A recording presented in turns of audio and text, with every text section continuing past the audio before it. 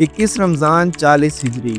उम्मत मुस्लिमा उस हस्ती से महरूम हो गई जो रसूल खुदा का नफ्स, कुरान नातिक और इलाही इल्म व हिकमत का मजहर थी। लेकिन जिस लम्हे तारीख ने एक ज़ख्म पाया, उसी लम्हे एक नई रूहानी सुबह ने भी जन्म लिया। विलायत का ताज हसन मुज्तबा के सर पर सजा और इलाही इमामत का तसलसल जारी रहा।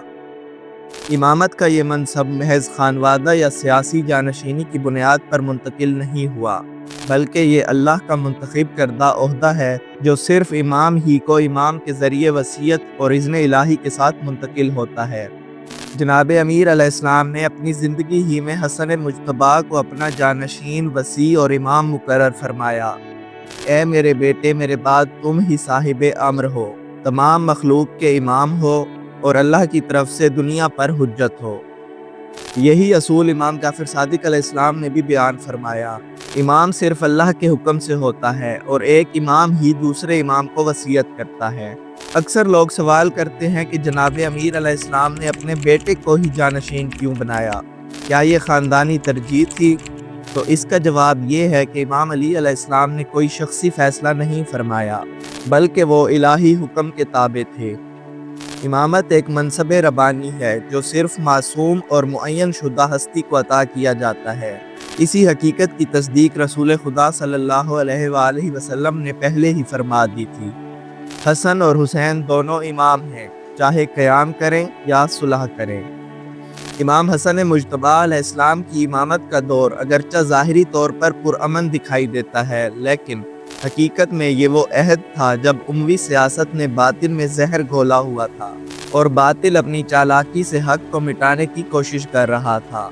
इमाम अलैहिस्सलाम ने अपने सब्र, हिकमत और इलाही बसीरत के ज़रिए इस माहौल में ना सिर्फ इमामत का वक़ार महफूज रखा, बल्कि अहले बैत अलैहिस्सलाम की तालीमात को खामोशी से दिलों तक पहुँचाया। लोग अक्सर सवाल करते हैं कि अगर इमाम हसन इमाम थे तो उन्होंने जंग क्यों ना की? तो जवाब ये है कि इमाम अलैहिस्सलाम ने जंग उस वक्त नहीं की जब अपनी ही सफ़ों में बेवफाई, हिर्स और शक की फ़िज़ा कायम हो चुकी थी। इमाम का मकसद सिर्फ तलवार उठाना नहीं, बल्कि उम्मत को बचाना और दीन के असल चेहरे को महफूज रखना था। आप अलैहिस्सलाम ने जो सुलह की वो बातिल से समझौता ना थी, बल्कि उम्मत के लिए एक तहफ़्फ़ुज़ी दीवार थी। इस सुलह ने यह भी साबित किया कि इमाम हसन अलैहिस्सलाम सिर्फ एक रूहानी पेशवा नहीं, बल्कि एक सियासी मुदब्बिर थे जो आने वाले वक्त को देख कर फैसला करते थे। आप अलैहिस्सलाम ने उम्मत को जंग की आग में झोंकने की बजाय उन्हें शऊर, सब्र और बसीरत का दर्स दिया। इसी हिकमत ने अहले हक को वक्त के साथ सच्चाई के करीब कर दिया और तारीख ने भी बाद में अली के बेटे की फरासत को सराहा। आप अलैहिस्सलाम ने इमाम अली अलैहिस्सलाम की विलायत को सिर्फ याद नहीं रखा, बल्कि उसे उम्मत के शऊर का हिस्सा बनाया। इमाम हसन अलैहिस्सलाम की इमामत का सफ़र अगरचा मुख्तसर था, मगर उसकी गहराई और असरात ता क़यामत बाकी रहेंगे।